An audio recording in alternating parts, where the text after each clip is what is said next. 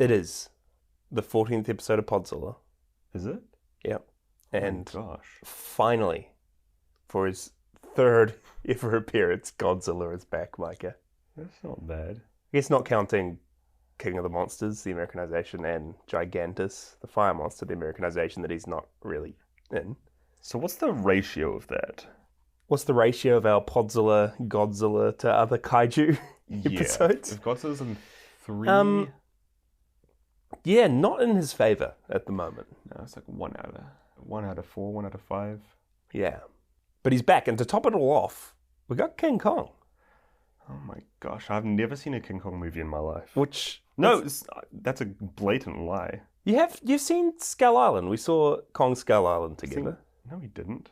Did we not? I saw that by myself. I bought a jumbo bucket of popcorn in the theaters, and I sat there. I watched it by myself. So me and my dad just went without you. You guys went together? Yeah, I always thought you were with us. No, I was needing to go to the bathroom the whole movie, so I ended up leaving before I saw the Godzilla tease at the end. Oh, the after credits. Yeah. Godzilla connection. Well, man, I don't know you guys went together. I always just assumed you were with us. When was this? What year was this? Let me check my calendar. What year was this, JJ? It was a while ago. It was a while back. No, give me the year. It's like 2017? 2017. Perhaps? Maybe? I'm pretty sure I was free that exact night Oh, that really? You guys went to see it. February 29th. 29th. Yeah. I'm looking at it right now. On the You're looking at February 29th and 2017? Yeah, my calendar's completely free. I had nothing booked on February the 29th. Didn't think you were... Well, I'm sorry. Look, I'm sorry. Nah, but watching movies by yourself is actually pretty fun. Yeah, I think that was the first movie I saw... No. When did Aquaman come out? You saw Aquaman by yourself? Hold on, I need to sort this out. Yeah, me and my dad loved Aquaman too. Don't you dare. Did you actually see it together? No, I saw it with Monique. Kong was the first movie I ever saw in theaters by myself. Was it? Yeah. I do like seeing movies by myself. I need to see it. I need to do it more. You already go a bunch. Not you watch by like all myself. the... Not cinemas, but you watch like all the Apple TV, Netflix premieres. You watch a lot of those by yourself. Yeah, but that's not the cinema experience. That's too late at night in bed, Microwave popcorn. microwave popcorn on my bedside table, my cracked screen protector. It's great. But we're getting too far away from my initial point, which I was making, which was this is your second ever King Kong movie. Yeah, and I feel like that's the average for most people. Dude, I'm watching it with you this time for the first time, you know? King Kong versus Godzilla. Yeah. Dad's nowhere to be seen. We should have invited him to see this. Be his second as well. Is this your second? I have not seen any of the standalone original King Kong movies because there's been a few remakes. You've seen Skull Island and you've seen Godzilla vs. Kong. Yeah, I've seen 2021. Kong Skull Island and Godzilla vs. Kong, the most recent one. And I mean, we had some questions before doing this episode, people asking whether or not they needed to watch all the previous King Kong movies beforehand, and we even thought whether we should or not. But you really don't have to. No. It's kind of like a remake Nothing. itself of the original storyline. And Totally different monster even. Totally different monster, and we'll go into it. He has some surprising abilities. I feel like we're already doing a proper review. Let's just cut it here. Roll the music. Roll the theme music.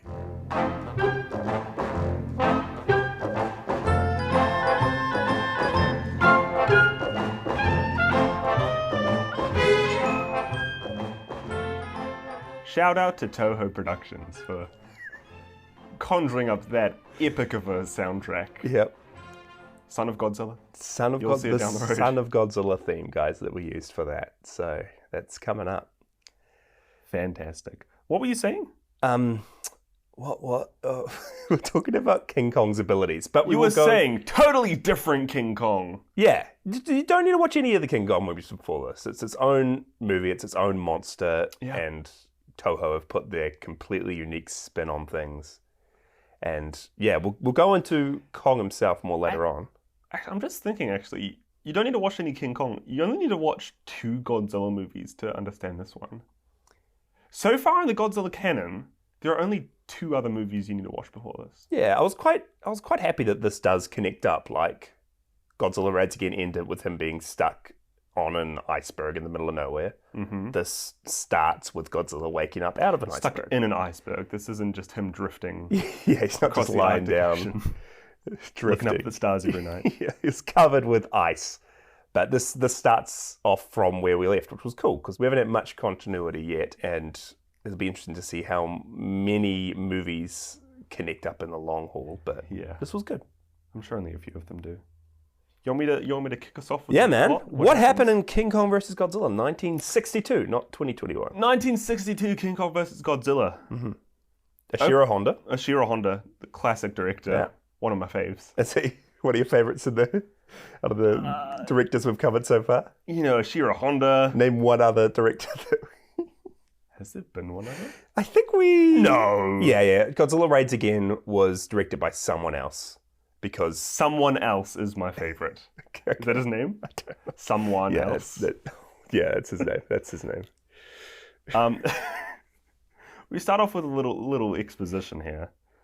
Like you said, Godzilla Raids Again ended up with that incarnation of Godzilla being trapped and encased within an iceberg. Mm-hmm.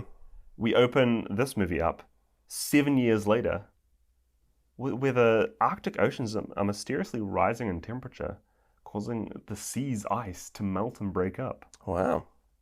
You know, the United Nations sends a scientific team to investigate this with one of their submarines, the Seahawk. Yeah, the Seahawk. The Seahawk. That's a good sub name. And it was it's completely like US crew, right? Yeah. They're all speaking English with Japanese subtitles. They need to get better English And actors. yeah, the English, I don't know how, they must film it and then re-record the audio over top of it later because none of the mouths synced up to the I think that audio. was just what we were watching. Oh, maybe it was archive, who knows? But it was just, yeah. archive. They need some better English actors, let's say that. The submarine crew gets stuck in this random iceberg that they see this glowing. I don't know how they get stuck. It cuts to a scene where they're just lodged inside the iceberg. Yeah. The iceberg ends up melting and glowing, and who do we see but Godzilla, atomic breathing his way out of it Yeah. after 7 years trapped in the ice. So was he wasn't melting the ice, right? The ice was No. already melting Yeah, because the of ice- climate change and all that. Climate change. Yeah. The Earth is just the ultimate enemy here. The Earth brought Godzilla back. Well, natural disasters, I guess. Yeah. That's what the first movie was all about. Yeah, totally. Icebergs are melting, Godzilla escapes. Yeah. That's plot number 1. Yes. Plot number 2. Let me tell you Because about... we've got 3 plots, folks. Do we? Yeah. We do. Let me introduce you to the Japanese documentary program, Pacific Pharmaceuticals. Yeah. They love just sponsoring the best ads and the best TV spots in the world. Yeah. It's all led by Mr. Tako. Is that his name? Tako. Mr. Taka. Okay. Tako, played by Ichiro Arishima, the head of this company. He's telling all of his employees, this ain't working. Nobody's watching this spot. We need something to really... something with a punch to get all these viewers to start watching. And he's heard reports of a demon god out on this little island out in the Pacific. So he sends not an entire expedition crew. He sends 2 of his pharmaceutical company advertisement workers to try and investigate this demon god. The plot of this movie is that a pharmaceuticals company wants people to buy their ratings. products. They want better ratings for their ads. So they're going to investigate a demon god to use him as like a mascot. People are going to be interested in a demon god. You're going to have a demon god be like, buy this Panadol, it works. That's the plot of this movie. They want a demon god to sell their pharmaceutical products. And this You know what, JJ? Yeah. Mr. Taco is like the most eccentric, overblown, like J. Jonah Jameson Oh my gosh, character yeah. in the world. He's got like a coin. He's like Two-Face mixed with J. Jonah Jameson. Every time something comes up that he doesn't know the outcome to, he like bets it on one of the sides of the coin. And flips I it. thought it was Two-Face where he'd end up doing something because of it. But he's just using it as like an 8-ball yeah, type of deal.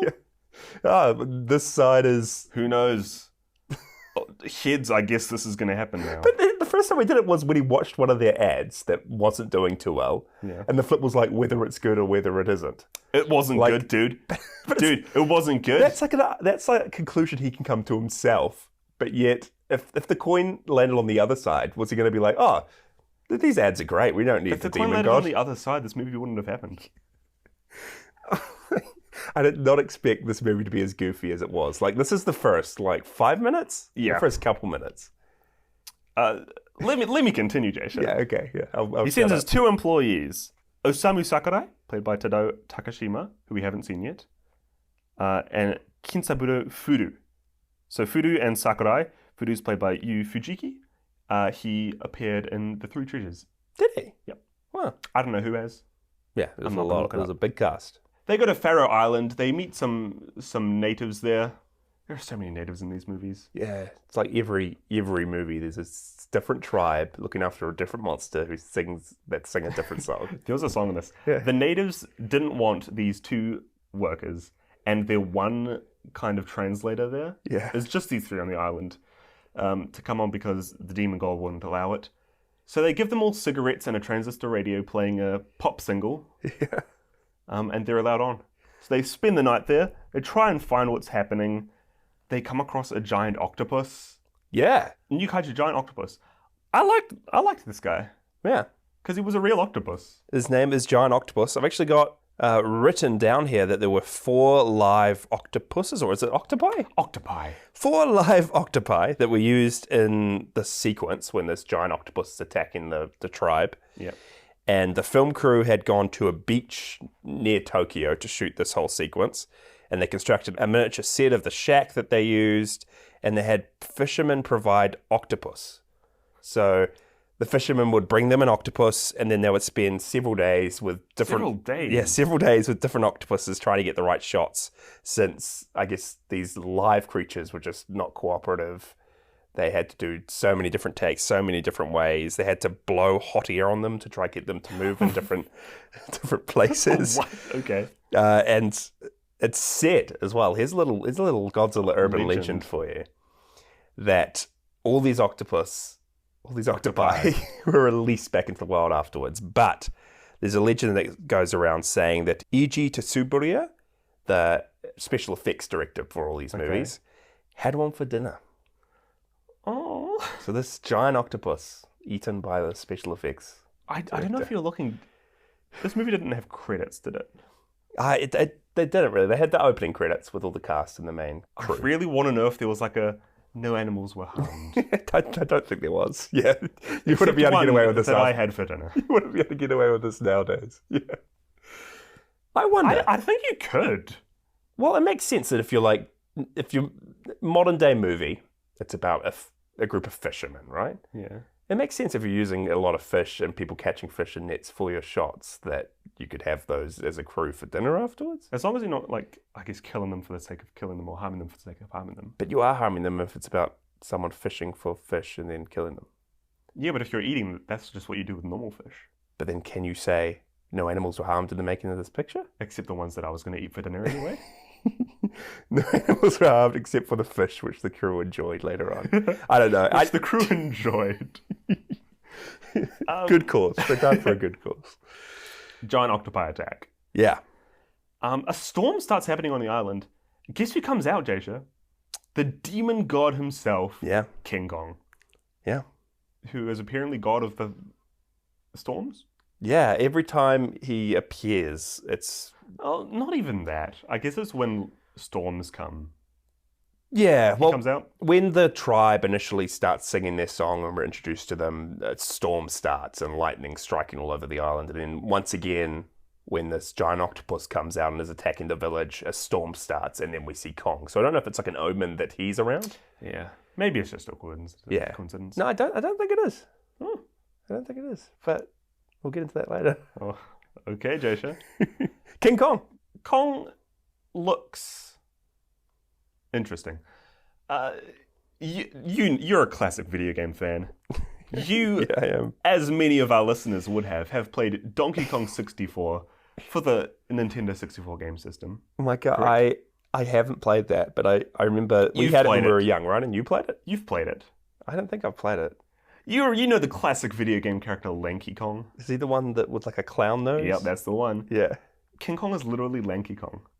I did not expect him to look like this. He's got like bald spots where his where his chest Pectorals? is. His pectoral area. He's got 2 bald spots. And He's got like these super long arms. Yeah. That's the main thing. he's so gangly. He's just everywhere he runs, he's like got these Flailing huge his arms. arm. Kind of looks Bigfoot-like, which is not...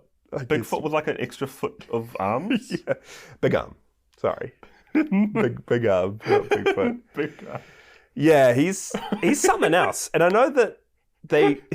Sorry, Big Arm is amazing. Bad joke. I know that like the half-human costume was initially what they created the King Kong costume from or off of or based off. Yes. It was kind of a prototype, right? Yeah, it was a prototype for what would become this costume we see in the movie. I guess I can kind of see that with just how the body looks, but They're he's both got apes. they're apes. They look pretty similar, but he's got long arms. His face is quite distinct as well. He's got moving eyes, moving mouth. Do you like the half-human face or costume better? Nah, I don't know. I took it more seriously. Did you? Oh, the half-human, you mean? I took the Snowman and Half-Human more seriously than I took Kong in this because it is very much a goofy movie. Like, it's very kind of made for kids. Yeah. And that's very much true. I mean, apparently Ishiro Honda didn't even want this to happen in the first place. Of course. As we've come to realize that he wasn't enthusiastic at all about King Kong fighting Godzilla, calling it a stupid idea. And Toho were very pushing this idea of, hey, we're going to get King Kong's name here to sell tickets. We're going to bring Godzilla back. We're going to make it very funny and goofy, and we're going to make it towards kids. And yeah, he kind of followed through on that. The screenwriter Shinichi Sekazawa and the special effects director Eiji Tsuburaya embraced the idea and went all out with the fight scenes, as we'll get into later on, making them just very, very over the top from what we've already seen already. And Honda initially disagreed, but he decided to take this idea and try to say something with it, as he usually does as well. So he wanted to make this whole story, and he developed the script so that it would be a critique of television and corporate advertising. Corporate advertising, okay. Yeah, so I can see that, yeah. So he stated that the reason he showed these monster battles in King Kong and Godzilla through the prism of ratings and this ratings war was to depict the reality of the times. He wanted to elaborate that people were making a big deal of ratings, and his own view of TV shows and movies was that they did not take the viewer seriously and that they took the audience for granted, so he decided to show that through his movie. That's interesting, because that's also what happens in the movie. Yeah. Once Godzilla escapes from his iceberg, he goes and beats up a kind of military base with a bunch of tanks in a nearby country. They don't elaborate on exactly what it is. Yeah. But once Mr. Taco finds out that Godzilla's back and they have a King Kong, he's kind of the one who adopts this idea of, we need to get them to fight because King Kong will win. Yeah. And they're not getting more ratings. For their pharmaceutical company, which I still don't know how to draw that But connection. can't you see Mr. Taco is the producers in this scenario? Mr. Taco has this grand plan. Yeah, you're right. Yeah. Get them to fight, more ratings. So Ishiro Honda's pretty much taken the reality of what's happening with the Toho producers to his movie and the Godzilla franchise. Yep. And made the Toho producers into a crazy character called Mr. Taco, who's making crazy ideas on a whim on a coin toss. Yeah. I mean, the whole reason that Mr. Taco gets this idea of getting them to fight is because the other workers in the company see Godzilla's back in the paper and they're saying, who do you think would win out of a wrestling match? And then some of the others say, this isn't a wrestling match. Look, this is serious business. Yeah. And then Mr. Taco comes in saying, we need to get them to fight. This is amazing. Yeah. It's art parallels life. Yeah. That's interesting. I actually that didn't click when I was watching, but it makes a lot of sense. Makes a lot of sense. Back on Taro Island? Zaro Island? Paro? Back on Faro Island. Faro Island. King Kong defeats this octopus. Yeah. He drinks some of this like red liquid found in barrels, red drink from berries on the island, which apparently makes him sleepy. He falls asleep, and the people start worshipping him. And the two workers, they have this brilliant idea of, hey, let's build a raft and bring King Kong back to Japan. Now, Jaysha, do you want to point out something here? A little inconsistency. A little inconsistency. Micah, these are two advertisement guys. I am... One of them plays the drums, Jaysha. I'm in marketing and advertisement in real life. That's my job. Yeah, you are, actually. If I went to a random island, I was sent there for a work trip with an assistant. Yep. And we were told to document a creature that my company demon wanted god, to use. A Jaysha. demon god that my company, for some reason, wanted to use in advertisement. Where do you work? At an electrical company? Electrical God of the Storms. Dude, this is right on brand. Yeah, I guess, yeah, it makes sense. Imagine having King Kong selling your product. I just don't understand how they came to this conclusion that, hey, we got to bring King Kong back. And we're advertisers. Mm-hmm. We can do this. We can build a raft. Literally us in the middle of nowhere with just a native tribe that don't want us to take King Kong. Yeah. We'll build a huge raft for this huge monster with our bare hands. Yep. We're the only ones here. Yep. We're going to cut down trees. We're going to get all this wood together. We're going to tie it together somehow. Yep. We're going to put Without King the Kong natives seeing. on this raft. Somehow, with them letting us take this unconscious Kong, I don't even know how we're going to pull King Kong from the land onto this raft in the water. It just... Bearing in mind that he's unconscious. This unconscious Kong. And then we're going to put TNT that we're just going to miraculously get from somewhere on this raft and then tie it to our ship that they used to get us here. Yeah. It doesn't make any sense. Of course it does, Jaysha. Dude, big fight between King Kong and Godzilla. It's got to happen somehow. They go away on their boat. They rig this raft with TNT just in case something bad happens. The Japan government end up helicoptering their way onto the boat. You know who's with them, though? Mr. Taco? Is that you? Mr. Taco ascends from the helicopter in this Three Stooges kind of get up. He's got this, like, explorer outfit on. And he's, like, dangling his feet around. He, like, appears from nowhere, and he's just like, hey, guys, I'm here for Kong. And then accidentally blows Kong and the whole ship up multiple times. The Japan Defense Force comes on. They say, hey, this is technically illegal. You're bringing unwanted goods, potentially dangerous goods, into Japan. Don't do that. I mean, you can do it, but you got to bear all responsibility. Yeah, so the government's pretty much like, hey, you're not going through customs. You haven't declared Kong as an item you're bringing through from the Arctic Look to at my Japan. paperwork. There's no big monkey you've written down. You didn't write down you had a live demon god on your ship. No demon god monkey. They basically just go away after that and let it happen. Yeah. They King Kong escapes. Yeah, they blow up the TNT for some reason because they don't want him anymore. Yeah. And then he just falls into the water. Yeah, and then we see him like swimming almost, or just re-emerging. We see his face and his dangly little arms. He ends up going back to Japan, kind of just meandering his way up. Godzilla's also made his way to Japan because as Akihiro Hirata. Yeah, Akihiro Hirata. Who's back playing Dr. Shigezawa. And another Just cameo a doctor. role. Dr. Shirazawa? Shigezawa. It's different, Jaysha. Shigezawa. As he says, Godzilla just wants to return home. Well, it's funny because Godzilla's whole kind of deal, Godzilla's whole deal in this movie is that he's reawakened on an iceberg in the middle of nowhere, and his animalistic senses, all this primal feeling within him is wanting him to return home to Japan. Godzilla just wants to go home. He wants to go to Mount Fuji. He wants to do a hike. I don't know. That's what he does. Tramp. Yeah. And King Kong's whole deal is that he senses another big animal out there in Godzilla, and he's gonna go and he's drawn towards Godzilla because his nature, his animalistic nature, is that he needs to fight Godzilla. Yep. Godzilla goes on to a little bit of a rampage. Yeah. Kind of taking out some trains. Mm-hmm. Japan starts to evacuate. Godzilla and King Kong see each other. Yeah. They have a mini battle which consists of King Kong throwing one big rock, The first huge showdown between these two behemoths. consisting of King Kong throwing one big rock, Yeah. promptly followed by Godzilla using his atomic breath, Yeah. and King Kong running away. And not just running away normally, as you'd think a monkey would. He's dangling those big using his old gangly monkey limbs. arms, dude. He's just running out of there.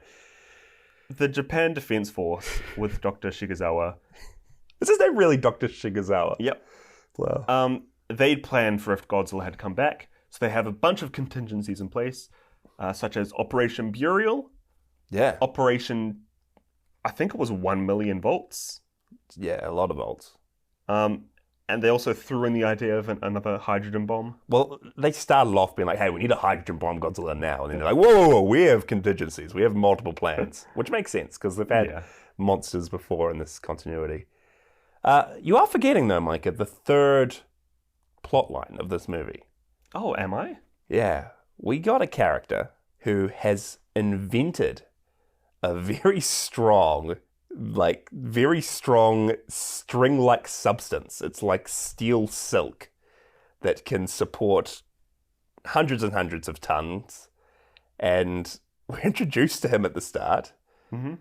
And he's one of the main characters' sister's fiance. We got another whole family situation. But one of the guys who went to the island and found Kong has a sister, and this is his sister's fiance. Who has a thread that is as strong as steel and as smooth as silk. Yeah, it's pretty much like Spider-Man's web fluid. He kind of like shows it off at the start of the movie and jumps outside of his building's window and swings from it and holds himself up. And we have like just a few short scenes of him when he for some reason, just on a different boat. Goes out on a random boat to test out this thread.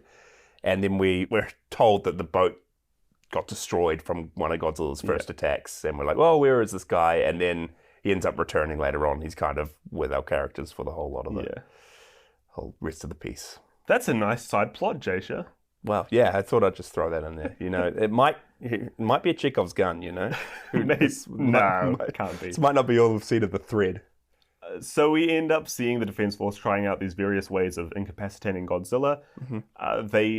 They dig out a big hole in the ground and use some explosives and lure Godzilla into it and explode this noxious gas, which ends up not being used for anything at all. Doesn't really help. They set up a big voltage plant with some power lines, which I think it's 1 million volts.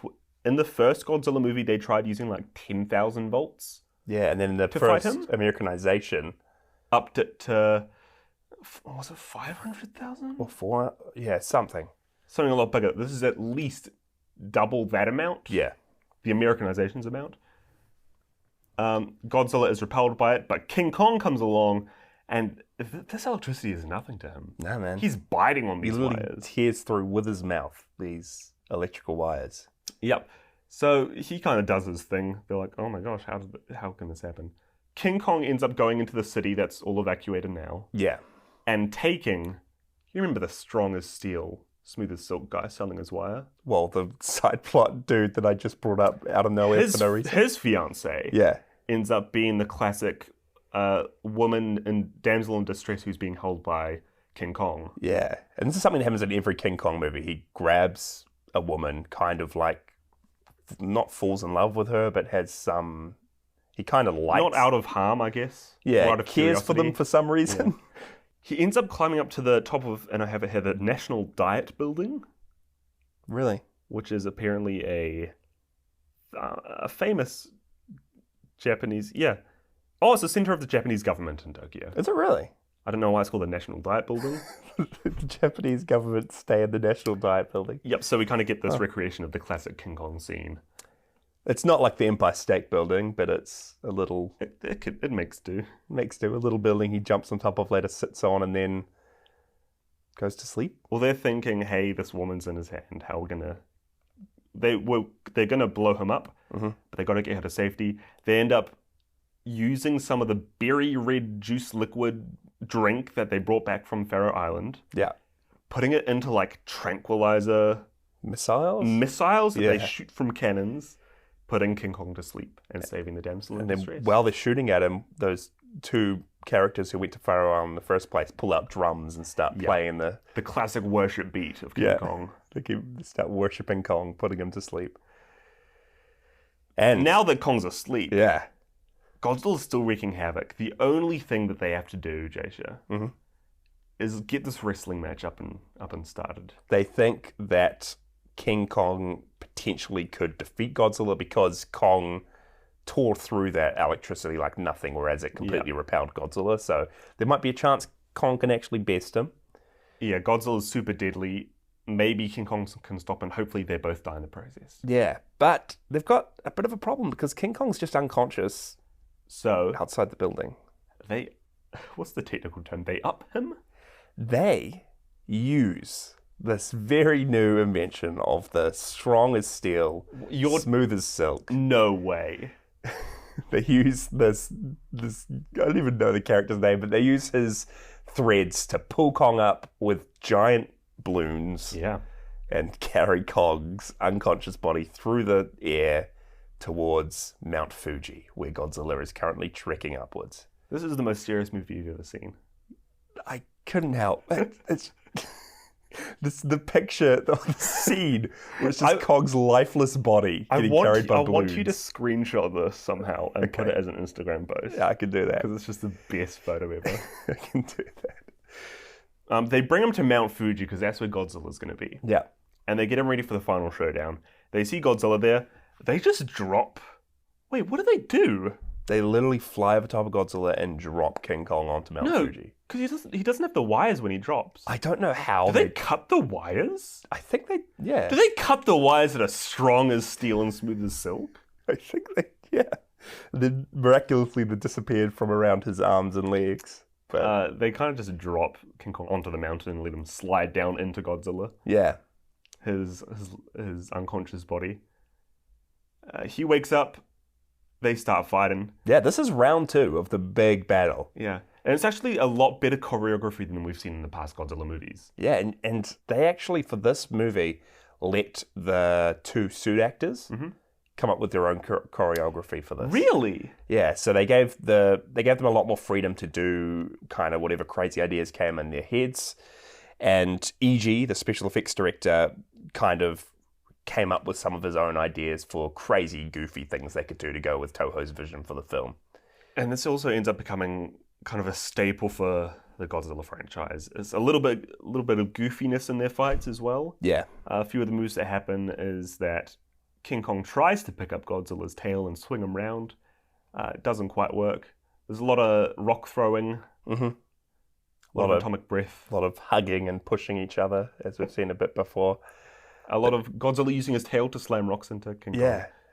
Nothing too crazy, especially since King Kong is actually getting really wasted. King Kong, drops unconscious. He gets destroyed by Godzilla in the first instance. He starts covering Kong up with rocks. Godzilla's doing little victory movements. And then a storm brews. Yeah, man. And lightning strikes Kong's lifeless body and kind of... It says on the Wikizilla that it does revive him. It revived Kong. So Godzilla did kill Kong. And then he got shocked to the heart, back up and running. And we kind of discover here why Kong could break through the electricity in the first place when it stopped Godzilla. And we find out why these lightning and storms being linked to Kong from his time to the island is that he's kind of been around lightning for so long. And it's, I don't know, it has something to do with him and the fact that he's now absorbed it. He kind of has gained this ability to both store lightning and kind of discharge it. Yeah, so he's kind of goes full on crazy demon god mode. And every single one of his punches to Godzilla is now imbued with electricity, and he picks up Godzilla and it's imbued with electricity in his hands, on his tail, and he can swing Godzilla around and electricity's firing off. And I didn't think going into this movie that Kong would have any superpowers other than just being a super strong monkey. I really didn't expect him to have electricity powers. This is not... I did not know King Kong had anything like that. Super Saiyan Kong ends up bringing Godzilla to another nearby little village. Yeah. With a kind of centerpiece of a classic Japanese building. Yeah, it's a well-known Japanese building that I read up was used for tourism. It was made to be a tourist attraction. Atami Castle. Yeah, and Ashiro kind of also put this in, kind of to be a little dig at tourism and the commercial business, or kind of to go back to his thread of, I don't know, big companies and big money-making schemes and ratings and all this. So he decided to put that a little bit in at the end. But it's funny because King Kong, throughout this whole movie, it's like he sees buildings and his first instinct is to just move his arms around and just run towards them. So he literally just runs into this building. Just completely destroys it. Attacks Godzilla and then goes over the edge of this huge cliff into the water with him. Yeah, and that's kind of how the fight between them ends. It's pretty much how the movie ends. After they both fall into the water, they see King Kong swimming away. Yeah. Presumably back to Faroe Island. And we don't see anything else of Godzilla. The last we see of him is just him falling into the water. Yeah. So presumably King Kong won this last battle? Godzilla won the first time.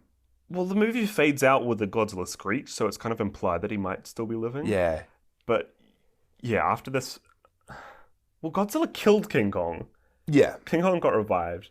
They go into the water, and we see that King Kong is the survivor, Yeah. I guess. And we don't know what happened to Godzilla. He didn't stay down. Well, I mean, he did have crazy electrical powers, which I guess Godzilla has as well with his atomic breath, but who knows? It's interesting after seeing this, because it kind of shows that both of them, when they're, like, have a point each, I guess, or when separate battles. It's something that, I won't do any spoilers, but a lot of the story beats in this and a lot of the pivotal scenes are actually remade or used as bits of the story for the new Godzilla vs. Kong. The 2021. Yeah, that just came out last year. And it was quite cool because I thought that they just completely remade Godzilla vs. Kong with the new movies, but they did actually draw a lot of story beats out from this one, which was interesting. And we'll bring that back up when we cover it and when you watch it. Yeah, it's also interesting that they let Kong kind of quote-unquote win. Yeah.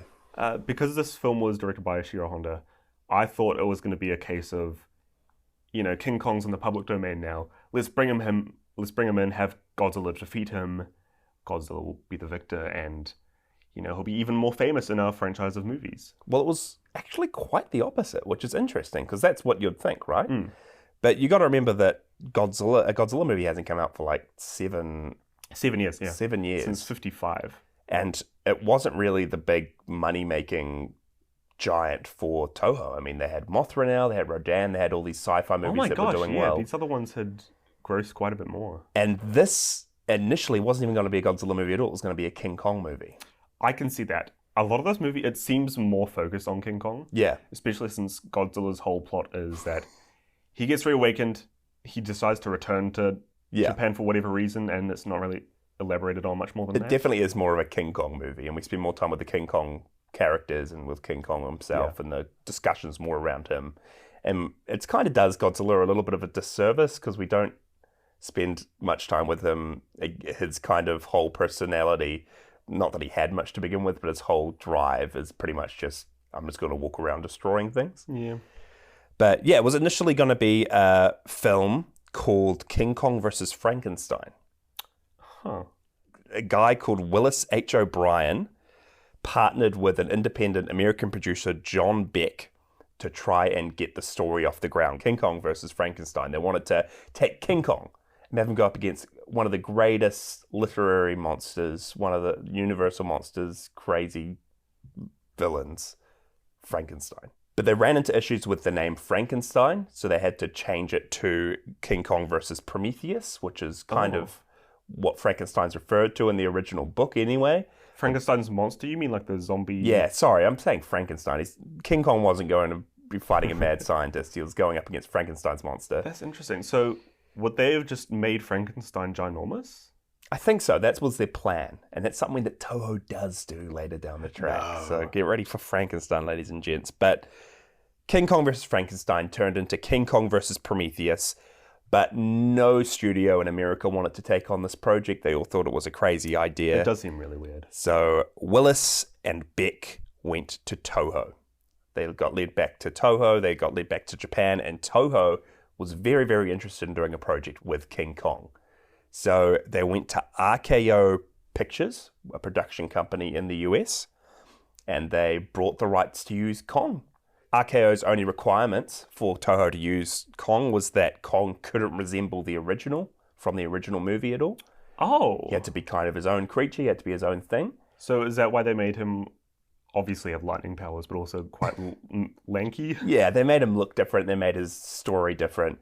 But there was a requirement that they did have to have him snatch a human woman and scale atop a building to kind of keep that essence of King Kong, something very familiar. So yeah, Toho purchased the rights and they reworked this whole project into King Kong versus Godzilla, as they saw it as an opportunity to use the most well-known monster of all time, King Kong, and then also give them a boost to their own monster, Godzilla. Kind of a smart idea, but I guess that goes into that whole commercialism debate. I know, right? It's it's very, very funny looking at it that way. But I mean, what this movie did very, very well. I think it was one of the top grossing and had the most tickets sold of any of the Godzilla franchise for back when it came out. Yeah. And its enormous success convinced Toho to continue making Godzilla films. So without this movie, this is the linchpin that this is the little going. Without this movie that was originally just going to be a King Kong remake. With Frankenstein doing so well, we probably wouldn't have any other Godzilla movies. But here we are, King Kong versus Godzilla. So I guess that's why King Kong won, why it was more focused towards King Kong, because this is what the movie was going to be. But they also left it open for Godzilla to possibly return. Yeah. That's great. Real quick, can you tell me about Godzilla in this movie again? Because his look has been updated a little bit. Yeah, let's just go into the kaiju, because we had a few. Yeah, I mean, this is the same Godzilla we've said that was in Godzilla Raids Again. Yep. The second Godzilla. The first one died in the original movie. And his look was upgraded a little bit. They changed it because they wanted him to be a bit more kid-friendly. Really? Yeah. I thought he actually looked like a little more... I was going to say ferocious, but it looks a little bit more like it could be a kid's toy, I guess. Yeah, it looks a bit more like toyified, or like his teeth look nice and like, I don't know, they just don't look too jagged or menacing as they were before. His eyes are a bit like, they're like on the top of his head now, and they're a bit narrow and look a bit strange. Well, he's also got these like claws on his hands and these giant spikes on his back, which are more pronounced than the other movies so far. Yeah. Yeah, I guess a lot of these things were to make him look cooler. Yeah, they want him to look cooler, and I guess you would remember like the disfigured, demented almost Godzilla faces we saw in the past that were it still haunts my nightmares. Pretty scary. They wanted to give Godzilla a look that they could use going forward if this movie was successful, and they could be made into more toys, and kids could remember his appearance more. Commercialism, man, commercialism at its finest. They also edited Godzilla's roar for this one. Huh. So here's Godzilla's roar in this movie, guys.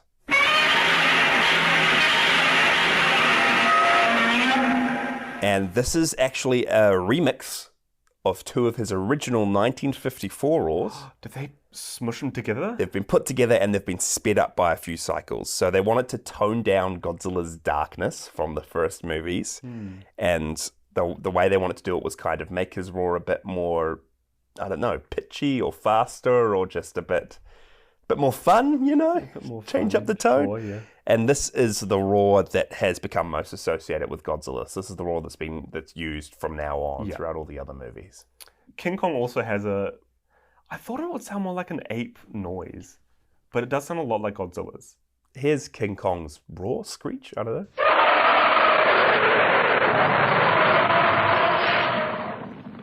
It's so similar.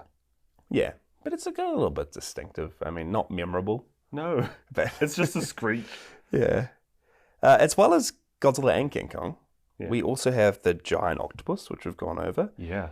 I just wanted to touch back on the scenes with the giant octopus real quickly, because they were really, really cool. I mean, we're talking about a live octopus with miniature sets, and it's crazy. You see this thing coming up and covering the cabin, and it just looks really, really cool, because it does look real. And they overlay it with, not CGI, but I guess visual effects and overlays to make it so you can see all of these tribal people on the ground, and it kind of to show the scale of this octopus, and it works real well. It looks great, and they switch pretty nicely between like the real octopus and then King Kong picking it up and it turning into a real slimy looking puppet, which I quite enjoyed. I think because of the slime, it allowed you to not notice. Yeah, the specifics about the actual, not a it costume, kind of masked but how the puppet. bad it would have looked without it. We also have the giant lizard in this movie, Mike. Oh, don't you first appearance of the giant lizard. What do you mean first appearance? The first and only appearance of the giant lizard. And it's literally just the lizard. It's just a crazy lizard that attacked one of the two characters that went to the island in the first place. And there's this comical scene of him throwing around this lizard and then throwing it and shooting it. It's the size of a skateboard. It's not giant. Dude, this is a giant lizard that appeared as an official tie-in toy with King Kong versus Godzilla, Micah. So giant lizard, giant octopus. You're telling me You're telling me if I go onto the Wikipedia page for this, under the kaiju, will it say giant lizard? Absolutely. It's a very well-known Godzilla monster, dude. Did you have a favorite of these kaiju?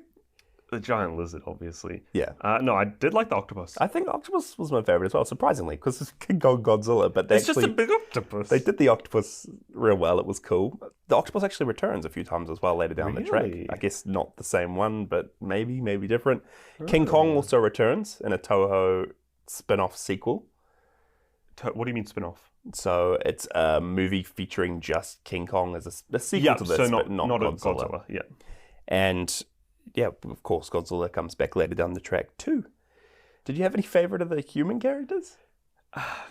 The main characters I found quite annoying. Yeah, funnily enough, we didn't have any real cool characters this time around. I felt, but the two main ones, Jaysha.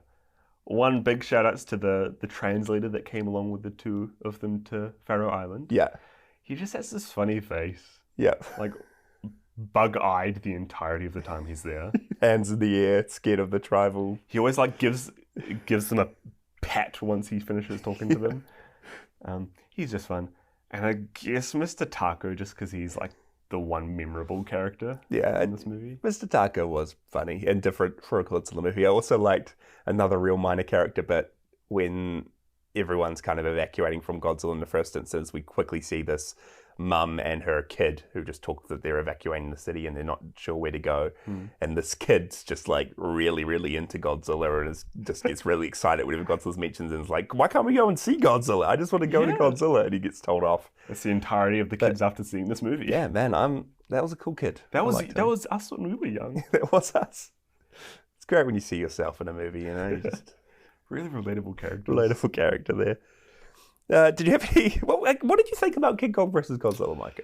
King Kong versus Godzilla. I've said in the past that I liked the tone they've started going with Toho movies, bringing a bit more goofiness into it. This felt a little over the edge from what we've seen, especially with Godzilla.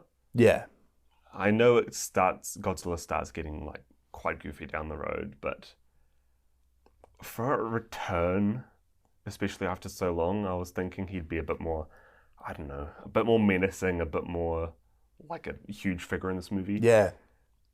And I feel, I went into it expecting it to be more Godzilla. And I think expecting that when it was much more of a King Kong movie kind of made me to enjoy it a little bit less. Although I did enjoy King Kong afterwards.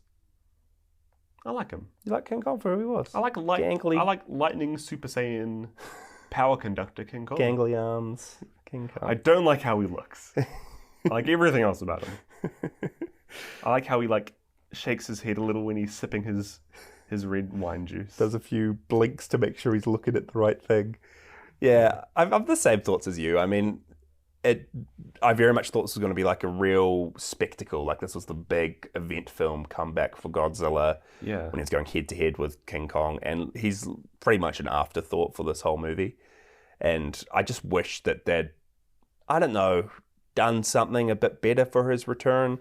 Even though it makes sense that they went the way they did, I just found the whole story too goofy. I mean, a pharmaceuticals company wanting to use the demon god for their ad campaign, it's crazy. Did you think this was what King Kong versus Godzilla was going to be? It's even more goofy than our last movie, which was like about the moon being destroyed. Yeah, it's the craziest. This is goofier. It's the craziest movie plot-wise that we've seen so far, and I kind of appreciated that and liked it because it was fun and weird, and I kind of like that kind of vibe. But I don't know, it didn't really do it for me, and it didn't live up to my expectations for what I thought this movie was going to be. Yeah. But it was still good. Yeah. It wasn't the big battle between King Kong and Godzilla that I wanted. There was two quick fights between them, one of which was one rock thrown, as you said. And then one was King Kong being severely underpowered. Yeah. And then being severely overpowered. And then them falling into the water and an ending. I'm looking forward to the 2021 version of this afterwards. I'm really looking forward to rewatching them again after watching this. Because it's much more of like a big actual fight between. Yeah, and I think they take, as I said, they take this story and they do it really well because they set up Godzilla, set up Kong, and then do a really good kind of sequel for both of them together. Speaking of sequels, real quick. Yeah. Did you know, this is Micah's little trivia Whoa, time here we go. After this movie's success, they started immediately making a sequel known as Continuation King Kong vs. Godzilla. Did they really? They completed a screenplay for it, but it was scrapped for unknown reasons. Okay. They tried thinking of a few ideas, such as Godzilla vs. Mechanicong. Which is interesting because in the King Kong spin-off movie... No, does Mechanicong come in? It's King Kong versus a robot King Kong. No! I didn't know that. Get ready for Mechanicong, dude. Because I know that Mechagodzilla comes in later down the road. Yeah. I didn't know Mechanicong was... Yeah, man. I want to look at him, but I also don't want to see what he looks like. I'm going to save him for later. Okay. Oh, interesting. Yeah, I'm looking forward to Mechanicong. Is that the same movie? Because I saw that there was I read that there were a few scripts for unmade movies after this one, and one of them actually started with Godzilla's remains, him being found dead at the bottom of the ocean after this confrontation. So there was some scripts where Godzilla definitively died and Kong definitively won this last battle. Yeah. But the common consensus is it was more of a tie. So, I don't know. Whose team are you on, Micah? I think I'm Team Godzilla. But Kong's arms and electrical powers might sway me. It's a bit... I did like his electrical powers in the final fight. That is a really cool twist. But I still think Godzilla could have defeated him if he used his atomic breath for more than 2 seconds. Yeah. If Godzilla didn't fight like a sumo wrestler, he'd be pretty powerful. Yeah. Well, I think I only have one more little bit of trivia. We've gone over everything else, but King Kong's suit actor, Soichi Hirose, had to actually be sewn inside of his suit every day. And when he was in it, he was kind of stuck in it until they unsewed him or just cut him out of it. Yeah.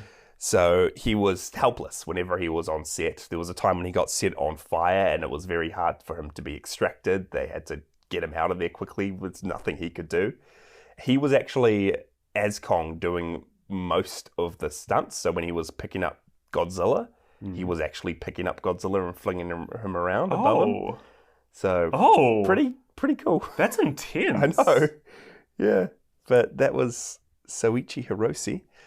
And yeah, that's all the trivia we got from King Kong versus Godzilla. We'll go into depth more because I guess before we get into our final thoughts, I will just say that the next episode of Podzilla is kind of going to be a funny one because we're doing another 2 Americanizations. Yeah.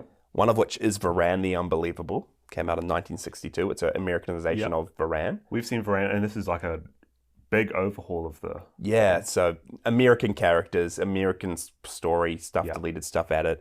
But we're also going to be watching King Kong vs. Godzilla from 1963, the Americanization of this movie. Yeah. So there's a bit more tidbits and a bit more history around this movie and the Americanization that came out the next year that we'll go into. And the Americanizations and the episodes we've done on them in the past have actually been really interesting. If you haven't been listening to them, give them check them out because they are actually very, very insightful on the process that Toho and the wider film community goes through when making these these movies for the American audience. Yeah, it's just been cool to like just learn about the history or learn about how these movies came to be. It also, I mean, they're an okay watch as well. Like Godzilla King of the Monsters was the first one we did.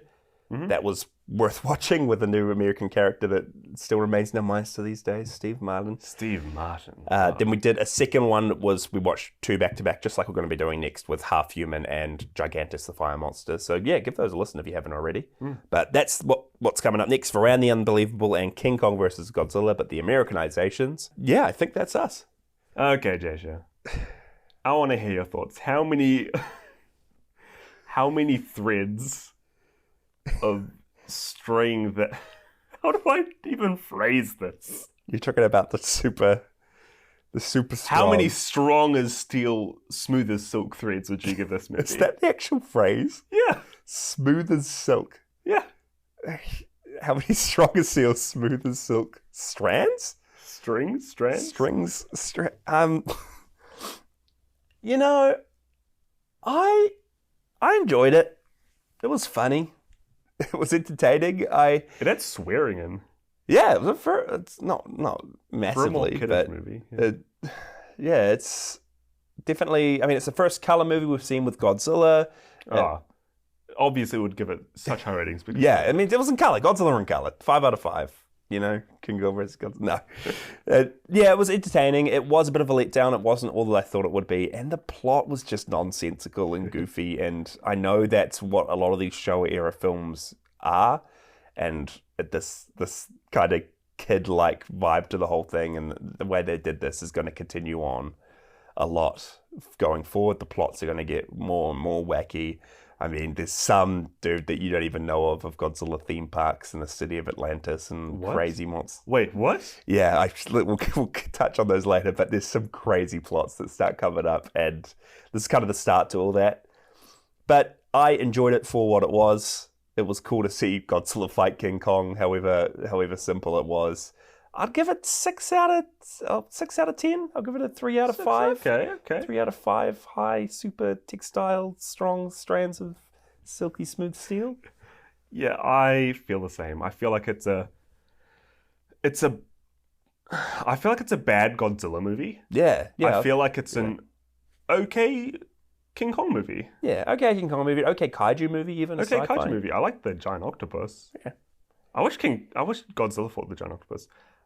Because of that, I think this would sit at this might even be a 2.5 tensile.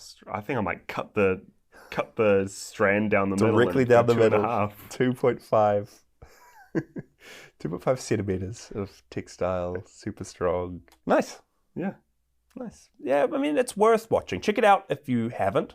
It's officially part of the Godzilla. Yeah, especially if you've seen like the new ones, the new Godzilla vs. Kong. It was very interesting for me watching this after seeing that. So yeah, treat yourself to a little bit of movie monster history. You know, watch King Kong versus Godzilla. That's us, guys. That's Podzilla, first episode of 2022. Oh yeah, this is our comeback. This is just the like comeback. Godzilla's comeback. We're still on holiday. We had a good Christmas. Hope you guys had a good Christmas. Yeah. And yeah, we're back every second week of the year. We're going to be releasing an episode. We've got the Americanizations coming up next week. Then we've actually got a special guest joining us for the week after the episode after that, the 2 weeks after that. So let's leave. Stay tuned. Yeah, we'll be hush hush, no more. But we've got some cool things in store. Also, we said it last episode as well. But if you guys have been watching Spider-Man: No Way Home in theaters, we talked about that movie with our friends at the final draft. Yeah, we joined Alex and Adam on that a couple weeks ago now, but check that out if you haven't already. That was really, really fun. Yeah.